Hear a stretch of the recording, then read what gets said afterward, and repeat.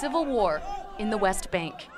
Young, right-wing Israelis battling Israeli authorities, pressured by the U.S. to kick them out. These soldiers have guns, they've got helmets, they have weapons, and these boys just have their hands, but they're not giving up. So apparently the soldiers right now are trying to arrest one of the hilltop youth who was, earlier we saw him hitting the soldiers and they pulled him over to this car and they're trying to contain him. However, his friends keep running around to try to help him further, making this a mess. They're known as the Hilltop Youth. Thousands of teens literally taking over hilltops in the West Bank. As you can see over here, this is a new house that we built. Critics say their crusade has one goal: to grab that land before the Palestinians do. Populating the West Bank with so many Israelis, it'll be impossible to evacuate them if a two-state solution is reached. The West Bank could become the state of Palestine. That can happen. God told us that the land belongs to us. You can see it's pretty strong, most of the rocks don't move. Still embraces. 18-year-old Yedidia is a Hilltop Youth leader. Surrounded by Palestinian villages, this is Yedidia's makeshift outpost. The boys live here without electricity, running water, and they sleep on the very ground that sprouted this conflict, hoping one day these small shacks will become large communities. You're taking a look at a pile of rubble that used to be 3 homes out here on this illegal outpost, but Israeli soldiers came here 4 months ago and they just bulldozed them all down, something they're often ordered to do. It didn't really matter though, because within 2 days, the boys rebuilt.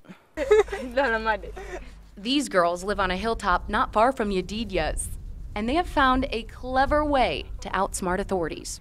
The girls literally live here in a cave because it's hard for the soldiers to tear something like this down, and all of the Hilltop Youth came out here and they dug this out. They don't have advanced tools, literally by hand, just chipping away. You can see the lines here on this rock. People talking about destroying the whole West Bank, everything, only destroying and destroying and destroying.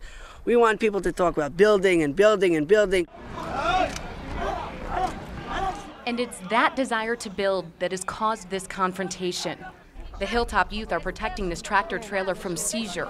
Its load contains enough supplies to build just one house. Front and center in all of this, take a look at that. You can see the white hat. That's Daniela. She's guarding the truck. She really fights for these kids, and she's like a mother to them. Daniela Weiss, once a Hilltop Youth, she successfully turned an outpost into a large West Bank settlement where she's lived for 30 years. We are not in the West Bank. We're in Samaria. What is a bank? What is a bank of a river? So you guys don't consider this the West Bank? No, a bank is a narrow thing. And this is the major part of the land of Israel. Without this, we are left with a tiny Tel Aviv as a result of an agreement. Admired for her passion, scorned for her extremism by the majority of the 300,000 Israeli settlers who have their government's permission to live here.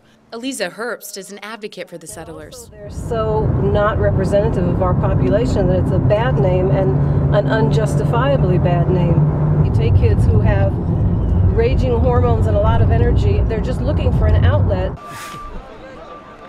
Back at this brawl, witnesses say members of the Hilltop Youth set fire to a Palestinian's olive grove. This isn't the first time they've been accused of terrorizing their neighbors. We're in a Palestinian village, and this is Jamil, and he's an American citizen from Chicago, and he's taking us out to his field right now where he says that some of the Hilltop Youth cut down 300 of his olive trees. See where someone took a saw and just sawed them right off the side of the tree and then pushed them over, and they did it all over this field. It's literally like a tree graveyard out here. What you do, he lose a lot of money, he lose a lot of oils. I can't feed my children, my people. They are like my children. I planted like this, then grew. Meet Ali. He's a Palestinian father of 7. He says in July, the Hilltop Youth threw a rock through his car windshield, changing his life. And how big was the stone? It was this big. He did not see good in his right eye. pain in his head all the time. And it's affect also his economy. He did not work now. He did not bring money for the family. Violence against Palestinians and Israeli versus Israeli conflicts are on the rise. Fights like these occurring weekly in part due to U.S. pressure for a settlement freeze. So because of Obama, you think that the Israeli army is cracking down more on these settlements? We have no other choice.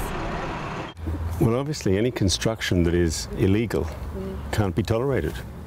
And so the government is committed to removing illegal outposts. According to the Israeli government, you guys are here illegally. When the law and the Bible say different things, say each one an opposite thing, then we listen to the Bible. Without this, we are in Auschwitz. This is what it means, and this is what young people should know, and this is what the President of the United States should know, that without this bank, we are in Auschwitz. This time, the youth are outnumbered, forced to surrender their supplies. This battle lost, but the war far from over. Are you guys ever going to stop building and expanding here in the West Bank? Never, never, never will we ever stop building or limiting or freezing, because this is our home.